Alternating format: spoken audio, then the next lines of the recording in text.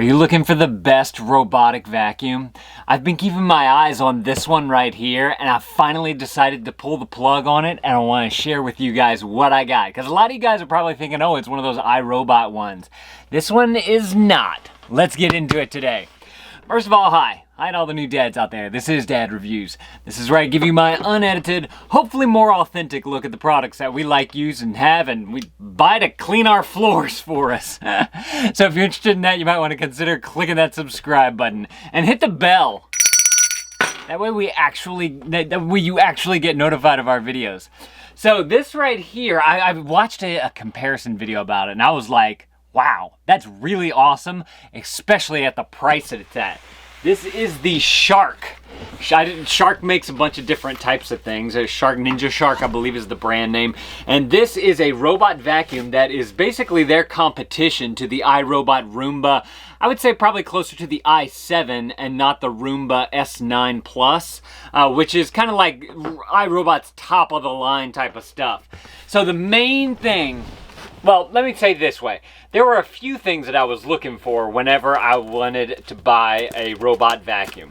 First of all, I've had a couple of Roombas in the past, and they've always somehow messed up on me, stopped working, started doing the, I forget what they call it, like the dance that it does because the sensors get stuck and all that type of stuff. So I have decided that I wanted to try a different brand, since in the past the Roombas weren't the best. I think I had the 550. I've reviewed it here on the channel before. So I decided to go with this one because like the S9 and the i7, it comes with that big base suctioning things to where it sucks all the dirt and debris into the big canister, and you don't have to change your dustbin every time in the robot. And Shark makes this Shark IQ robots, what they call self-empty one. This is the let's see, the model number is RV1001AEC, and I saw this at a fantastic price on Amazon that I was like, I have to get it. Ugh. So we got a box in a box here. Man, that's heavy. It says, I think I read on the box, it's like 9 kilograms. I don't know what that would be in pounds. These are some of the specs on it, though. If you guys care to read any of that, y'all can pause the video and read that right there. But this is the unit right here. This is what I'm so excited about. Now, another aspect about these robot vacuums that I wanted this to have that the Roomba actually doesn't have, that's what makes this thing just that much better, is that the Roombas, you have to have a bag for the container, for the big part that the dirt and debris gets sucked into, and then you remove the bag and throw away the whole thing. And I didn't want to have the extra added expense of vacuum bags, because right now we use a Dyson. It just has the canister that opens, and that's worked great for us in the past. This one doesn't have the bag. It's just a canister, just like the Roomba, and just like the Dyson, and I'm super excited about that. So if you don't want to have to buy if you don't want to have to buy the consumable bags every month or whatever, then that is this is definitely the way to go. So you got your there's like a big cardboard piece on the top here, and this is your instructions right here. Maybe I'll do a video going through all these instructions like I did with my Dyson, but seems like it's fairly lengthy, although some of it's in a different language. Then you have, let's see, you got a little, what is this? Recommended to use on all carpet types. Do not use on hard floor surfaces. Okay, it's a matte. Okay, we have an iRobot Brava. Y'all might have seen the videos of those. I did a series of videos on those, which I plan on doing with this thing as well. But it also has this type of matte thing that you put down underneath the robot to where it kind of docks itself. But it's saying, what's interesting is that this is saying not to use it on all carpet, on hard floors. And this is mainly going to be used on hard floors. You got a little foam piece there, and then you got the unit. This is the unit. Oh man, I'm excited. Yes. Yes, that's it. Let's move this out of the way so we can take a look at the unit. The robot. You guys have any robots? Let me know down in the comments below, or if you've ever used one before. I'd be curious to know y'all's experience with it. We kind of come together as a community of dads and figure out, is this really the best robot? I've also heard of like the Robo-Rock ones. Nito makes one. I've had a friend who used the Nito one. I think I had another friend who had the Robo-Rock one. They had some kind of off-brand. No, it was a D-Bot robotic vacuum. So I've had friends with experiences with all these other types of vacuum, but I've never had anyone had the Shark experience and the ones with the can. So I'm really curious to know how that can's gonna work. Looks like you got a bunch of things to peel off here. Remove film before use. Y'all ready for it? Love the sound. It's a long one all the way around. Look, they got another one. You ready? That was the front. I don't want to mess up the bumper. Here we go. You ready for it? Oh, that was a short one. And then it looks like you got a big, oh wait, we got another one on this side. Power switch. Oh, okay, this thing has a power switch. I don't think the Roombas have this kind of power switch type of thing. That's really interesting. I'm gonna have to read into that a little bit. And you got another one on top. Oh, that was a good one. Let's see, anything on the bottom? This is the bottom. Another thing, too, that I noticed about this, I don't know if the Roomba has this on theirs, but the Shark IQ has these, like, extra little brushes right here on the sides, which is, I think, gonna great to be able to move that dirt and debris into the rollers. And these rollers right here are supposed to be the kind that, like, hair doesn't get tangled in and all that. I am noticing that the roller seems a lot smaller than the Roomba vacuum that I used to have, so I'm kind of curious to see how that works. Another thing too about this particular robot is that it has two spinning brushes. So basically what you have here, and I've heard that these spin slower so that it's not like kicking the dirt around, it's actually moving the dirt where it needs to go, and it gets moved into this channel right here. These little hair fiber things create a channel, and then that leads you to the roller. So it looks like it's just this small, but it's actually making like a cone type of thing because you have those spinning brushes, which is super cool.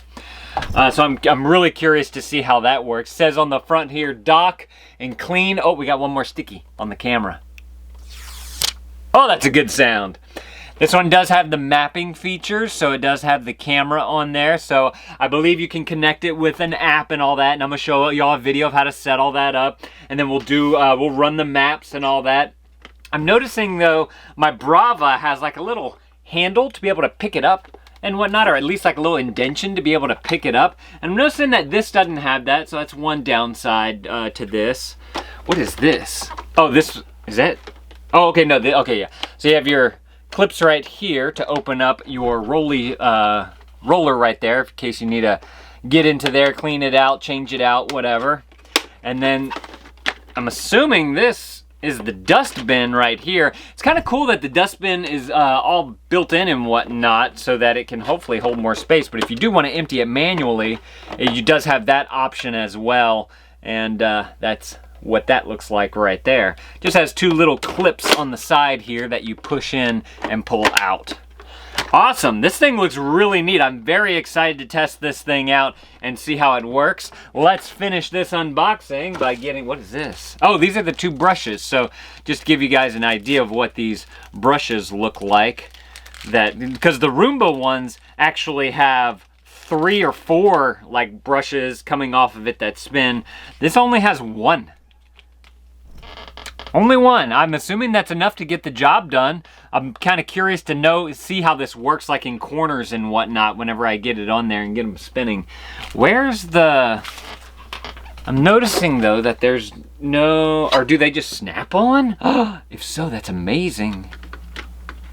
Yeah, they just snap on. That's one of the things that I hated about the Roombas is that every little piece you had to unscrew a teeny tiny screw. And these just snap right on and off. That is fantastic. I love that. All right, let's see, let's get rid of this. What is it? Okay. Got another piece of cardboard right here. Oh man, this is it. This is what I want. This is the actual valve. Okay, so you get a cord. Let's see how long our cord is first. because you want to make sure that you have enough room to be able to get it to where you gotta position it. Let's see, it comes with a little twist tie here. Let's untwist that. And you get, dun dun dun dun dun. That is a solid 6-foot cord right there. It's going from hand to hand, stretching all the way across. Even a little bit of sag right there. Maybe be like a couple of inches less than a 6-foot, which is super great. I'd say with the heads, it's a little bit bigger. Without the heads, it's a 6-foot cord. So that's awesome right there. Very excited about that. I'm curious, can you plug the cord directly into this? I don't know. I remember the Roombas you used to be able to, in case you needed to power the battery without the base station, for whatever reason, but I don't see any type of port on here to be able to plug it in. So that's one thing that I wanted you guys to know about, and one thing that I wanted to know about. Here's the big mama jama right there. Let's debag this. Oh yeah, look at that. That is exceptional right there. Let's see, we got some sticky stuff on here. How does this one come off? Oh man, this thing looks awesome. I want to get this thing open so I can show you guys how it opens up and whatnot. Okay, we need Mike Vance. Come on, Mike. Let's get our Mike Vance right here. Here's our knife. We call him Mike. Oh wait, no, it says plug cord. Okay. Mike Vance sent me this knife. He's one of our subscribers here. Sent it to the P.O. box, which is linked up in all the videos. Thank you, Mike. Comes in handy a lot, especially whenever you're doing unboxing videos. All right, y'all ready for this? Oh, that sounds so nice. All right, so we got two little contacts right here to be able to connect with the robot so that it can get its charge. It does have on the back here the plugger inner right there. And then it has this nice cord wrap here too, so if you don't use the entire bit of cord, you can wrap it up into there. I really, really like that. The iRobot Brava M6, the mop that I have, the robotic mop, that's what I'm trying to say, has that same feature too. This is the vacuum suck right here, so your vacuum's gonna dock right here, and then it's gonna attach and suck everything into this big giant canister right here. Noticing a little knob right here, I'm assuming that's what detaches the canister from it. Press down on it. Oh no, this is for the filter. Look, there's a filter that's built into here as well. I didn't even think about a filter. Do these things, yep, it comes out, so if you want to, I can't tell if that's magnetic or not. It kind of feels magnetic, but this is all made of plastic unless they built in some magnets into there. Let's see, let's put that back on. How does this thing come off? It says trash can right there, you see that? And I'm pressing it, and it's not doing anything. See, I thought this right here was down, but that's what takes off the filter. Okay. What's this? Ah! Okay, so there's a button on the top here. See that? Undoes this latch right here. And then that's what takes this thing off. Looks like, what is this? Clean filters every month. Okay, so they give you a little filter right here that goes into here. It looks like just a piece of like styrofoam type of stuff. This is a look at the inside of it. Piece of styrofoam, got some little plastic thing in there, and then there's also another circular filter down in there as well. I don't know how much this is if in case something happens to these, if you need a replacement. And it looks like there's, I'm assuming that's the fan or the suction motor right there. Go ahead and put that back in. You can see your intake right here into the bin. On the bottom of this, you have that big hole right there. That's your intake to get all the debris into the bin. And then of course this is the big hole that covers that filter right there. Got some kind of button. I don't know what this is for. I'm assuming that's to let it know that the bin is not attached to it. And then once you have that, I'm assuming you do this. What is this for? Oh, yep, there it is. So you have this, pop it open, drop it like it's hot, and that's where all of your, so this is actually the size of the container. It's about half the size of this thing because the other half is a filter. I didn't realize that. I thought that this entire compartment would be a debris keeping area. So it's actually smaller than I expected. So that's interesting. There are a bunch of, it looks like filters built around into there and whatnot. I'm assuming that's what that is. And then this just snaps back on just like that. Cool. Simple. Easy. I like it.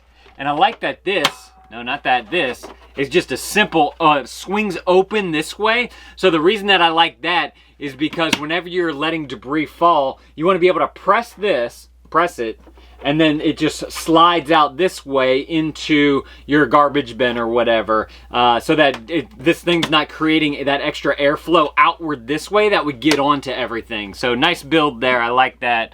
And then also, they do have a little viewfinder window thing right there, so you can see how much debris is actually in there. I'm kind of curious to see how that's gonna work, being that this is a black canister here. There's no light on the inside, so I'm hopefully you'll be able to see the dirt and debris. We're gonna have to play with that and see how that works right there. So now the extra, see, hang on, I gotta figure this out. There we go.